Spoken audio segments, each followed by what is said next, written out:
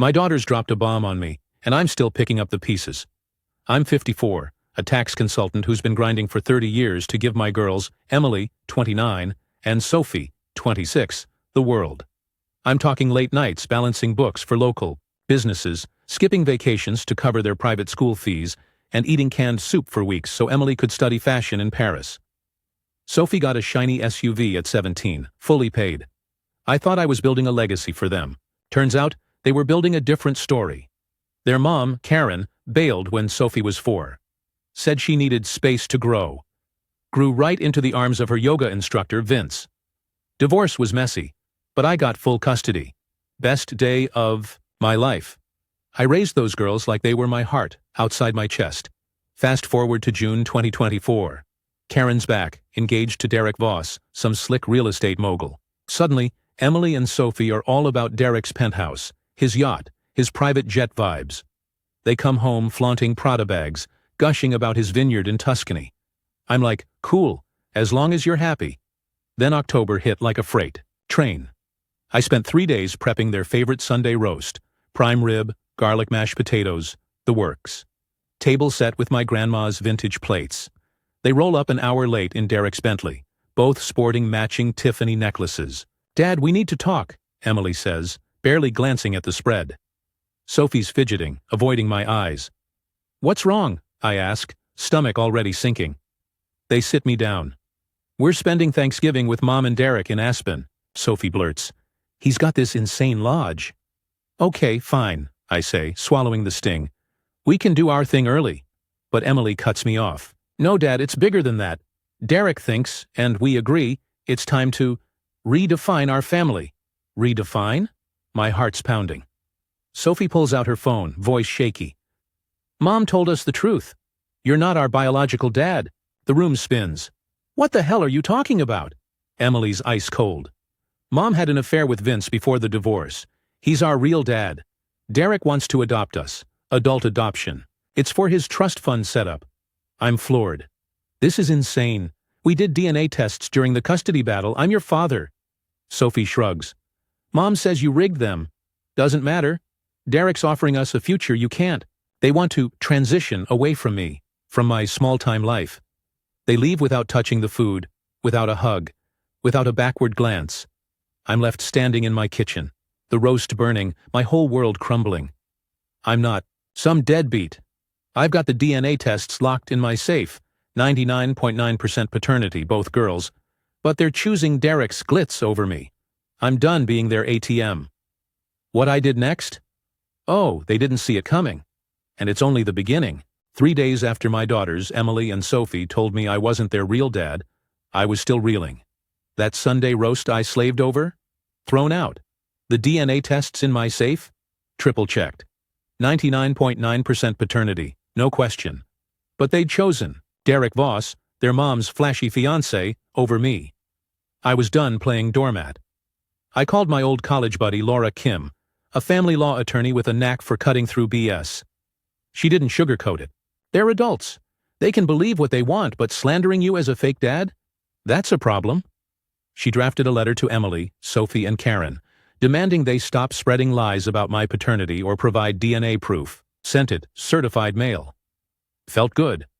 Their response came fast, from Derek's lawyer, some guy with a name like a wine brand. Vincent Moreau. "Our clients stand by their claims and request you facilitate the transition of familial roles." Transition? Like I'm a line item to be crossed off. Then Derek texted me directly. "Sign the adoption papers, man. Let's keep this civil. I can open doors for them you can't even knock on." Arrogant prick.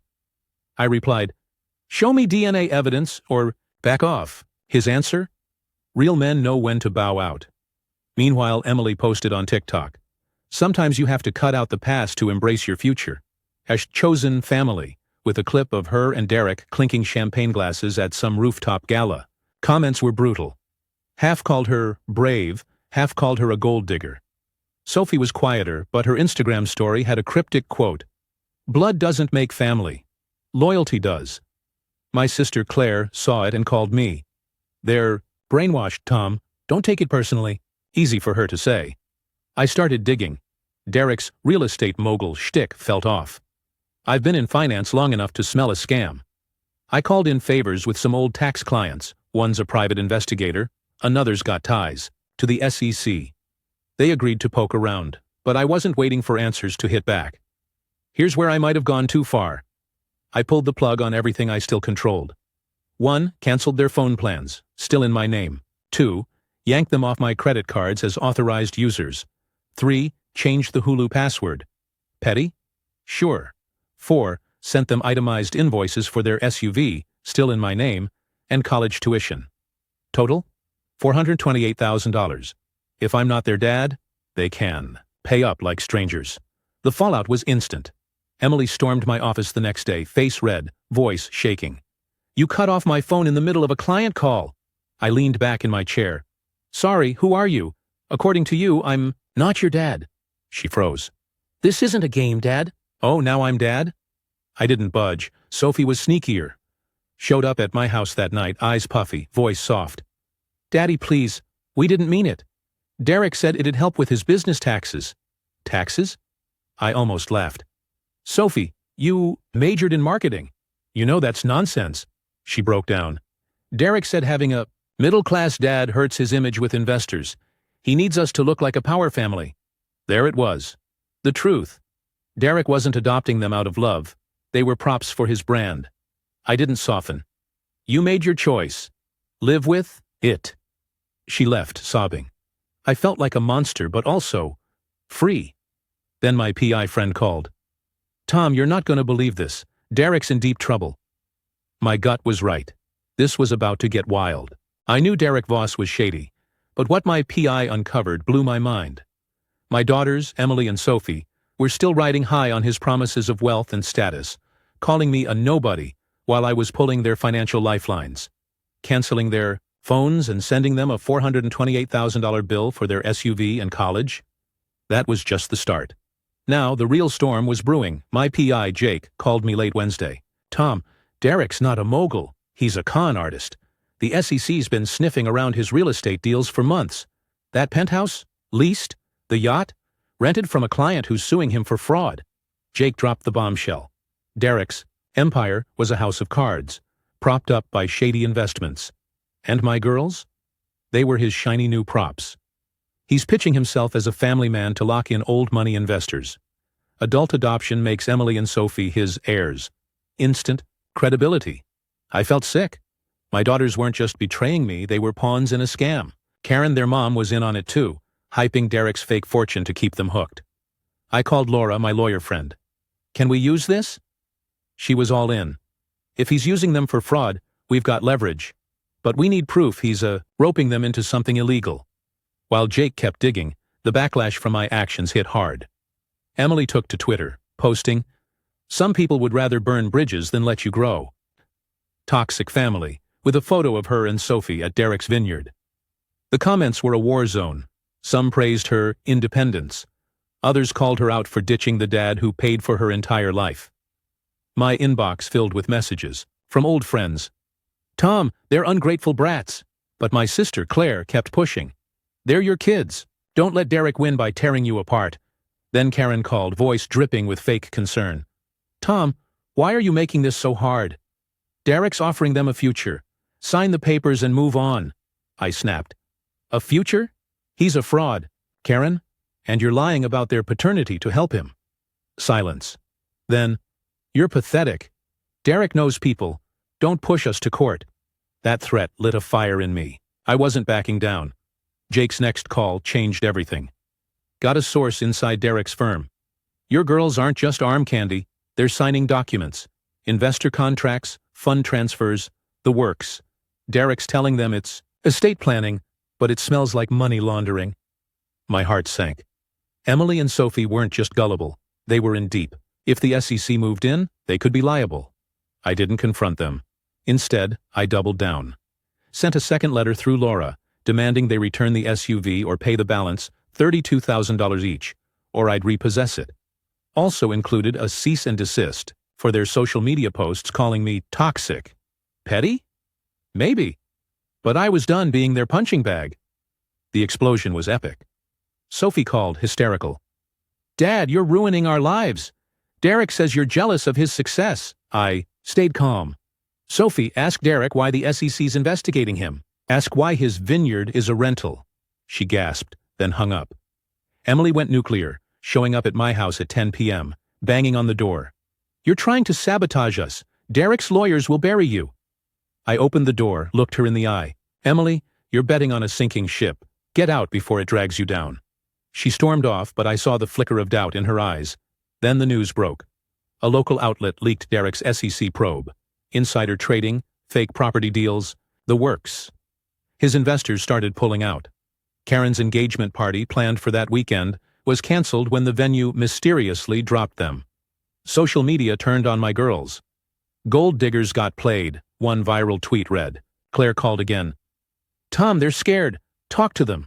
But I wasn't ready. Not yet. Then Jake sent me a photo. Emily and Sophie at Derek's office, signing papers with a shady-looking guy in a suit. Time-stamped yesterday. They weren't backing off. They were doubling down. I had one move left, and it was gonna hurt. Derek's scam was unraveling, and my daughters, Emily and Sophie, were still clinging to his sinking ship. That photo my PI, Jake, sent, them signing shady contracts in Derek's office, burned in my mind. They weren't just pawns. They were accomplices. I'd canceled their phones, yanked their credit cards, and sent a $428,000 bill for their SUV and college. But this called for something bigger. I met Laura, my lawyer, at a diner. Tom, if they're tied to Derek's deals, they could face charges, she said, sipping her coffee. Money laundering's no joke. I didn't want my girls in jail, but I wasn't their safety net anymore. Laura suggested a bold move. Leak the photo to the SEC anonymously, with a tip about Derek's use of family to lure investors. It'll blow his scheme wide open, she said. I hesitated. This could ruin Emily and Sophie, but they'd chosen Derek over me. I gave her the green light. The next day, Derek's world imploded. Federal agents raided his office, cameras flashing as they hauled out boxes. A news headline screamed, "Real estate tycoon Derek Voss probed for fraud." The article mentioned 2 young women involved in his deals, unnamed, but the internet connected the dots. Twitter exploded with Doshe Voss scandal, and Emily's old TikTok posts were memed to death. When you ditch your dad for a conman's jet. Sophie's LinkedIn got flooded with hate comments. Hope the yacht was worth it. Karen tried damage control, posting a teary Instagram video. My daughters are victims. Tom's lies are tearing us apart. My phone blew up with texts from Claire. Tom, stop this. They're your kids. I ignored her. Then Derek's lawyer sent a cease and desist, claiming I was defaming him by spreading rumors. Laura laughed it off. Let him sue. Discovery will bury him. But Emily and Sophie? They doubled down. Emily posted a cryptic tweet. Truth will come out. We know who the real villain is. Family first. Sophie showed up at my office, all fake tears. Dad, Derek says you tipped off the feds to hurt us. I didn't blink. Sophie, you signed those papers. You chose this, she snapped. You're just jealous Derek's a better man than you. That hurt, but I saw it for what it was. Desperation. Then Jake called with worse news. Tom, the SEC's got wiretaps. Emily and Sophie were at investor dinners pitching Derek's fake projects. They knew enough to be culpable. My stomach dropped. They weren't just naive. They'd lied to my face. I told Laura to draft a final letter. Acknowledge I'm their father, return the SUV, and stop the slander, or I'd turn over all evidence to the feds. Sent it that night. The response was chaos. Emily called, screaming, You're blackmailing us. Derek's lawyers will destroy you. I stayed calm. Emily, the feds have wiretaps. You're on them. Keep talking. Silence, then sobbing. We didn't know it was illegal, Dad. Derek said it was just business. I hung up. Sophie texted, Please don't do this. We're scared. I didn't reply. My heart was breaking, but they'd built this mess. Then Karen pulled a stunt. Showed up at my house at midnight banging on the door, half drunk. You're ruining their lives, Tom. Derek was their chance. I opened the door, stone-faced. Karen, you fed them lies about Vince being their dad. You pushed them into a scam. This is on you. She lunged at me, screaming. I called the cops. They escorted her away, still yelling about her girls. The next morning, Derek was arrested. handcuffed on live TV, smirking as agents led him to a van. Karen was named a person of interest. My daughter's name stayed out of the headlines, barely. But their social media was a graveyard. Friends ghosted them.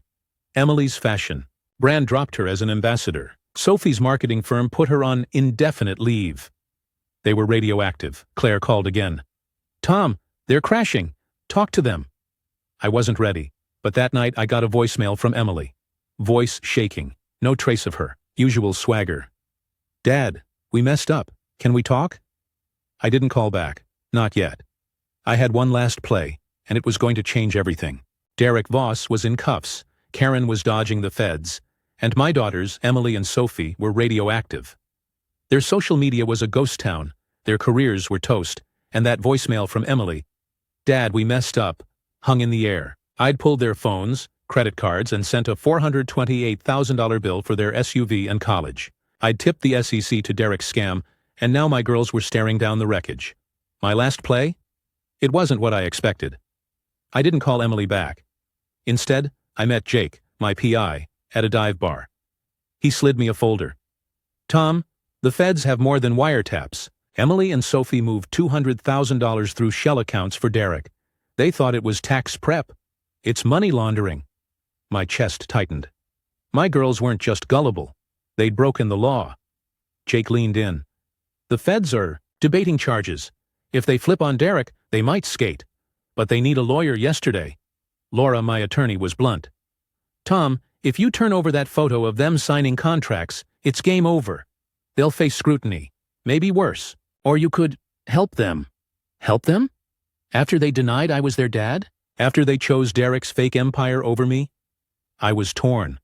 My heart screamed to protect them, but my head said they'd earned this. Then they showed up at my house. No Bentley, no Tiffany necklaces, just jeans and red eyes. Sophie spoke first, voice cracking. "Dad, we're so sorry. Derek's gone, Mom's hiding, and the feds froze our accounts."